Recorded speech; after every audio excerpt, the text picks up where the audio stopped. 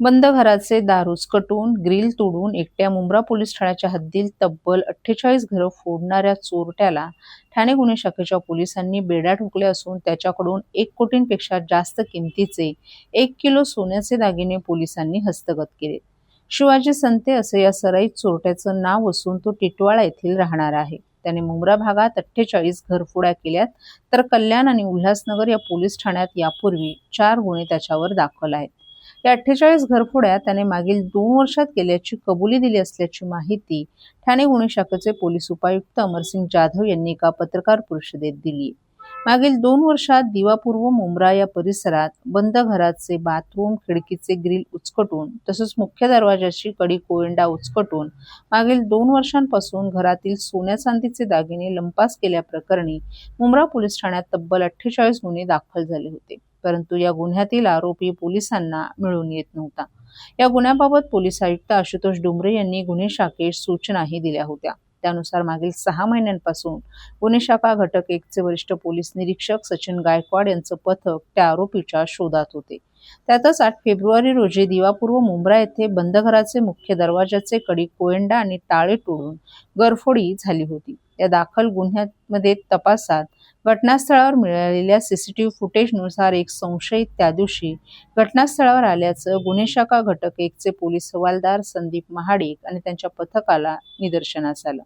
या संशयिताला 2 मार्च रोजी टिटवाळ्यातून अटक करण्यात आली असून त्यांनी मुंब्रा पोलीस ठाण्याच्या हद्दीत मागील 2 वर्षांपासून एकूण 48 गुन्ह्यांची कबुली दिली आहे. या गुन्ह्यातील चोरलेल्या 1,39,00,000 रुपये किमतीचे 1.3 किलो वजनाचे सोन्याचे दागिने हस्तगत करण्यात आले आहेत. त्याला बुधवारी पुन्हा न्यायालयात हजर करण्यात येणार असल्याची माहिती पोलिसांनी दिली आहे. आरोपी घटनास्थळावर येताना आणि गुन्हा करून परतताना प्रवासासाठी विविध साधनांचा वापर करीत होता. आपलं अस्तित्व लपवण्यासाठी तो सीसीटीव्ही कॅमेऱ्याच्या चित्रीकरणात येणार नाही यासाठी उलट्या दिशेनं प्रवास करायचा असंही त्याने पोलिसांना सांगितलं. गेल्या 2 वर्षापासून हद्दीमध्ये दिवा परिसरात घरफोडीचे गुन्हे घडत होते.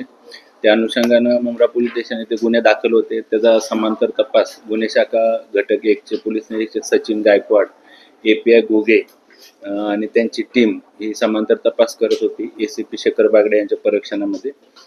त्यामध्ये पोलीस हवालदार संदीप महाडिक, पोलीस हवालदार प्रशांत लवटे, पोलीस शिपाई अमोल ढावरे आणि पोलीस शिपाई सागर सुळकर यांना गोपनीय माहिती मिळाली. त्याच प्रकारे तांत्रिक विश्लेषण सीसीटीव्ही फुटेजच्या आधारे या टीमने सदर घरफोडीचा आरोपी निष्पन्न केला. याचं नाव आहे शिवाजी संते, हा राहणारा टिटवाळा कल्याणचा आहे.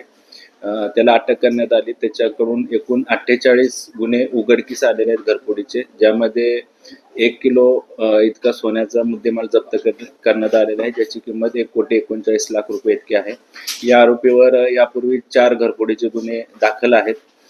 त्याचबरोबर या आरोपीचा पोलीस कस्टडी रिमांड आजपर्यंत आहे. त्याला दुसऱ्या गुन्ह्यामध्ये देखील आम्ही ट्रान्सफर करत आहोत.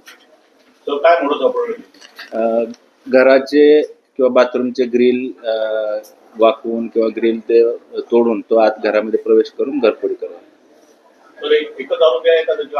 सध्या गुन्ह्याच्या तपासामध्ये एकच आरोपी निष्पन्न झालेला आहे. अजून काय त्याचे साथीदार असण्याची शक्यता आहे. त्या अनुषंगाने तपास सुरू आहे. मागील 2-2.5 वर्षापासून तो या परिसरामध्ये दिवा परिसरामध्ये घरफोड्या करत आहे.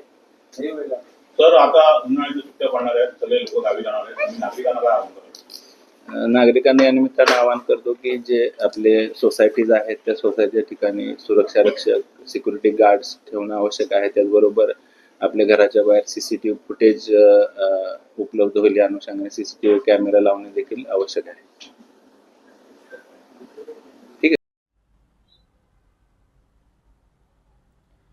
जिल्ह्यातील ग्रामीण भागातील ठाणे जिल्हा परिषदेच्या बहुतांश शाळा या महामार्ग अथवा मुख्य रस्त्यांच्या कडेला आहेत. त्यात या रस्त्यांवरून वाहनांची मोठी वर्दळ होते.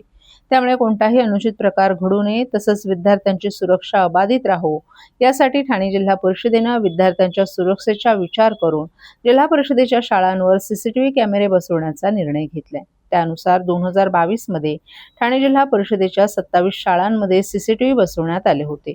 त्यानंतर सुमारे 4 वर्ष उलटून गेल्यानंतर 1,328 शाळांपैकी अवघ्या 524 शाळांमध्ये सीसीटीव्ही यंत्रणा बसवण्यात आली असल्याची गंभीर बाब समोर आली आहे. तर उर्वरित 804 शाळांमध्ये सीसीटीव्ही कधी बसवणार असा प्रश्न उपस्थित करण्यात येत आहे. ठाणे जिल्ह्यातील ग्रामीण भागातील दुर्गम आणि आदिवासी पाड्यांवर जिल्हा परिषदेच्या शाळा आहेत. त्यातील बहुतांश शाळा या रस्त्याच्या कडेला आहेत. त्यामुळे शाळा सुटल्यानंतर विद्यार्थी शाळेबाहेर पडत असताना अपघाताची शक्यता आहे. तसंच अनेक शाळांना संरक्षक भिंती बांधण्यात आल्या नाहीत. तसंच अनेक शाळांच्या आवारातून बालकं चोरीला जाण्याच्या घटना देखील घडत असल्याची अनेक उदाहरणं आहेत. त्याचबरोबर शाळांच्या आवारात घडणाऱ्या गैरप्रकारांना आळा बसावा यासाठी प्रत्येक शाळांमध्ये सीसीटीव्ही कॅमेरा बसवल्यास विद्यार्थ्यांच्या सुरक्षेत वाढ होईल. या उद्देशानं तत्कालीन मुख्य कार्यकारी अधिकारी भाऊसाहेब दांगडे यांनी 2022 साली जिल्हा परिषदेच्या शाळांमध्ये सीसीटीव्ही बसवण्याचा महत्त्वपूर्ण निर्णय घेतला होता. त्यावेळी 27 शाळांमध्ये सीसीटीव्ही यंत्रणा बसवण्यात आली होती. त्यानंतर सीसीटीव्ही यंत्रणा बसवण्यासाठी पुरेसा निधी उपलब्ध होत नसल्यानं कामाला ब्रेक लागला असल्याची माहिती सूत्रांनी दिली आहे. त्यानंतर सुमारे 4 वर्षांनंतर जिल्हा नियोजन समितीमार्फत उपलब्ध तरतुदीतून पहिल्या टप्प्यात एकूण 542 शाळांमध्ये सीसीटीव्ही बसवण्याचं कामकाज सुरू करण्यात आलंय. दरम्यान जिल्हा परिषद शाळांमध्ये विद्यार्थ्यांची सुरक्षितता सुनिश्चित करण्यासाठी आणि शाळांमधील शैक्षणिक वातावरण अधिक सुरक्षित आणि पारदर्शक ठेवण्यासाठी ही यंत्रणा महत्त्वाची ठरणार आहे. सर्व नागरिकांना आवाहन करण्यात येत आहे की सध्या डासांमार्फत पसरणाऱ्या डेंग्यू या आजाराचा प्रसार रोखण्यासाठी प्रत्येकाने पुढील प्रमाणे कार्यवाही करावी. डेंग्यू आजार एडिस इजिप्ती हा डास चावल्याने होतो. या डासांची पैदास साचलेल्या किंवा साचवलेल्या स्वच्छ पाण्यामध्ये होते. 8 दिवसांपेक्षा जास्त दिवस पाणी उघडे व साचून राहिल्यास त्यात डास अंडी घालतात. अंड्यांच्या अळ्या तयार होऊन पुढे डास तयार होतात. यासाठी आपल्या घरातील पाणीसाठे उदाहरणार्थ बॅरल्स, पिंपे, टाक्या, हौद, रांजणे इत्यादी दर आठवड्याला रिकामे करून घासून पुसून कोरडे करून पुन्हा भरावे. 1 दिवस कोरडा दिवस म्हणून पाळावा. पाणी साठ्यांना घट्ट झाकणे बसवावीत किंवा जुनी साडी, चादर, धोतर यांनी बांधून झाकून ठेवावीत, म्हणजे डास त्यात जाऊन अंडी घालणार नाहीत. घराच्या गच्चीवर, आजूबाजूला, अंगणात कोठेही पाणी साचू देऊ नये. भंगार सामान उघड्यावर टाकू नये. उदाहरणार्थ टायर्स, प्लास्टिक सामान, कुंड्या, टाकाऊ वस्तू इत्यादी. अशा सामानात पावसाचे पाणी साठून त्यात डेंग्यूच्या डासांची पैदास होते. घरातील कूलर्स, फ्रीजच्या पाठीमागील ट्रे हे देखील वेळोवेळी कोरडे करावेत. लक्षात ठेवा, नुसत्या फवारणीने डास घनता कमी होत नाही, तर त्यासाठी डास पैदास ठिकाणे नष्ट करणे ही आपल्या सर्वांची जबाबदारी आहे. कोणताही ताप अंगावर न काढता जवळच्या शासकीय रुग्णालयात मोफत औषधोपचार घ्या. अशा प्रकारे नागरिकांनी सहकार्य केल्यास डेंग्यूचा प्रसार रोखणे सहज शक्य आहे.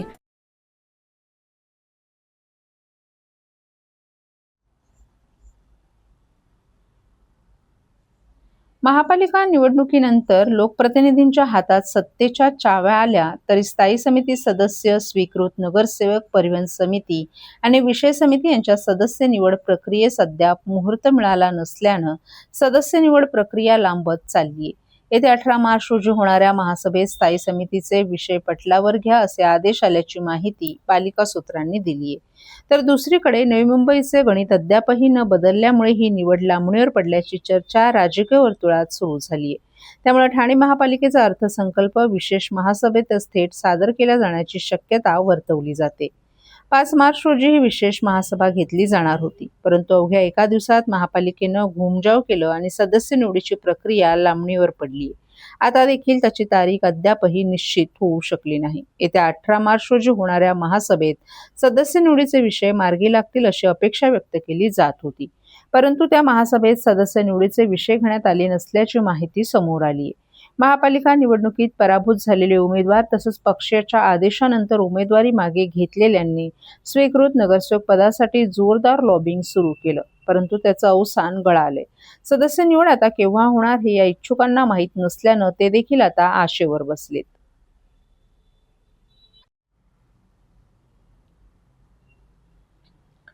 प्रभाग क्रमांक 13 मध्ये महापौर शर्मिला पिंपळकर यांच्या नेतृत्वाखाली राबवल्या सर्वकष स्वच्छता मोहिमेस नागरिकांचा उत्स्फूर्त प्रतिसाद. ठाणे महानगरपालिकेच्या माध्यमातून महापौर शर्मिला पिंपळोळकर यांच्या नेतृत्वाखाली आज प्रभाग क्रमांक 13 मध्ये सर्वकष स्वच्छता मोहीम राबवण्यात आली. माझा परिसर मी स्वच्छ ठेवून ओला कचरा सुका कचरा वर्गीकरण करणार अशी शपथ घेऊन या ज्ञानेश्वर चौक येथून या मोहिमेला प्रारंभ करण्यात आला. या मोहिमेत स्थानिक नगरसेवक अनिल भोर, नगरसेविका निर्मला कणसे, वर्षा शेलार, शहाजी खुसपे, उपायुक्त दिनेश तायडे, आरोग्य अधिकारी डॉक्टर राणी शिंदे तसंच स्वच्छता कर्मचाऱ्यांसह नागरिकही मोठ्या संख्येने उपस्थित होते. या स्वच्छता मोहिमेदरम्यान ज्ञानेश्वर नगर चौक ते मराठा सर्कल, ज्ञानेश्वर नगर ते नितीन सिग्नल, नितीन ते कोरम मॉल, नितीन ते पप्पू ढाबा, देव अशोका ते आरोग्य केंद्र, सिद्धिविनायक चौक ते आनंद साळवी, समतानगर आणि वैतीवाडी 2 आतील परिसर तसंच दर्यासागर हॉटेलपर्यंतचा परिसर स्वच्छ करण्यात आला. तसंच ज्ञानेश्वर नगर सर्कल ते आतील परिसर, पप्पू ढाबा ते पाईपलाईन, हाजुरी शौचालयापर्यंत, भुयारी मार्ग आणि नितीन सर्कल तसंच ज्ञानेश्वर नगर सर्कल ते नाना नानी पार्क रोड नंबर 23 लगत या भागांमध्ये देखील स्वच्छता करण्यात आली. या मोहिमेत कचरा उचलणं, रस्ते स्वच्छ करणं, गटारे आणि नाले साफ करणं तसंच कचरा हटवण्याची कारवाई करण्यात आली. शहर स्वच्छ ठेवण्यासाठी महापालिका दैनंदिन साफसफाई करत असतेच. याचबरोबर नागरिकांनी देखील महापालिकेला सहकार्य करावं असं आवाहन यावेळी महापौर शर्मिला पिंपळोळकर यांनी केलं आहे. गेल्या काही दिवसांपासून ठाणे शहरात पाण्याची मोठी समस्या निर्माण झाली आहे. पाणी वितरण करणारी यंत्रणा सदोष असल्यानं पाण्याचा पुरवठाच होत नाही. त्यामुळे आपल्या घरातही पाणी आलं नाही असा आरोप करत राष्ट्रवादी काँग्रेस शरद पवार पक्षाचे नगरसेवक अभिजित पवार यांनी थेट ठाणे महानगरपालिका मुख्यालयाच्या आवारातच आंघोळ केली आहे. ठाणे महानगरपालिका हद्दीत पाण्याची मोठी टंचाई निर्माण झाली आहे. ठाणे शहराला 621 दशलक्ष लिटर्स पाण्याची गरज आहे. मात्र प्रत्यक्षात 550 दशलक्ष लिटरच्या आसपास पाणी पुरवठा होत आहे. त्यामुळे मोठ्या प्रमाणात पाणी टंचाई भेडसावते. गेल्या काही दिवसांपासून दर आठवड्यात निर्जळी घेण्यात येत आहे. गेल्या 2 दिवसांपासून कळव्यात प्रचंड पाणी टंचाई भेडसावते. बुधवारी अनेक सोसायट्यांमध्ये पाणीच आले नसल्यानं नागरिक संतप्त झाले. या संतप्त नागरिकांच्या भावनांना अभिजित पवार यांनी अनोखं आंदोलन करून वाट मोकळी करून दिली. अभिजित पवार हे साधारण 1:30 वाजण्याच्या सुमारास पालिका मुख्यालयात आले. पालिका मुख्यालयाच्या आवारात असलेल्या नळावर बादली पाण्यानं भरून पोर्चमध्येच आंघोळ केली. याबाबत पत्रकारांशी बोलताना पवार यांनी पाणी वितरण करणारी यंत्रणा सदोष आहे. पाणी सोडण्यासाठी जी माणसं तैनात केली ते पक्षपात करत असल्याचं सांगितलं. अधिकाऱ्यांना फोन केल्यास ते उद्या बघू असं सांगतात. आज आपल्या घरात पाणीच नसल्यानं नाईलाजानं इथं येऊन आंघोळ करावी लागली. त्यामुळे जर पाणी संकट दूर न केल्यास यापुढे अधिकाऱ्यांच्या घरात जाऊन आंघोळ करू असा इशाराच पवार यांनी दिलाय. नाहीये ठाण्यात पारसिक नगर माझ्या प्रभागामध्ये पाणीच नाहीये. पर्याय नव्हता, कारण की 621 MLD पाण्याची गरज ठाणे महानगरपालिकेच्या हद्दीमध्ये आहे. 23 लाख लोकसंख्या आहे आणि त्याच्यामध्ये 580, 585, कधी कधी 590 MLD पाणी ठाणे महानगरपालिकेच्या हद्दीत येते. सो बाकीचं पाणी जातंय कुठे? पाणी पाहिजे ना, नागरिकांच्या व्यथा आहेत.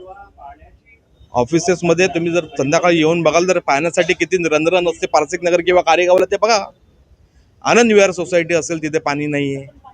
18 बिल्डिंग आहेत ना त्या सोसायटी, बिल्डिंग्स आहेत त्या अख्ख्या पूर्ण परिसरामध्ये पाणीच नाही आहे. खारी गावातील लोकांना पाणी नाही आहे. खारी गावातील लोकांना पाणी नाही आहे. त्यामुळे आज हा निर्णय घ्यावा लागला आहे. जे करून ठाण्यात पाण्याची सुधारणा होत नाही तोपर्यंत असंच करावं लागणार आहे. पुढे आयुक्तांच्या केबिनच्या बाहेर पण आम्हाला आंघोळ करावी लागेल, कारण की पाण्याचा प्रश्न खूप मोठा आहे ठाणे महानगरपालिकेचा. त्यांना आता काय सत्ता आहे, सर्व त्यांचे इव्हेंट्स होतात, सर्व होतात, त्यांना काय फरक पडत नाही या गोष्टींचा. त्यांना काय ते मजेशीर आहेत.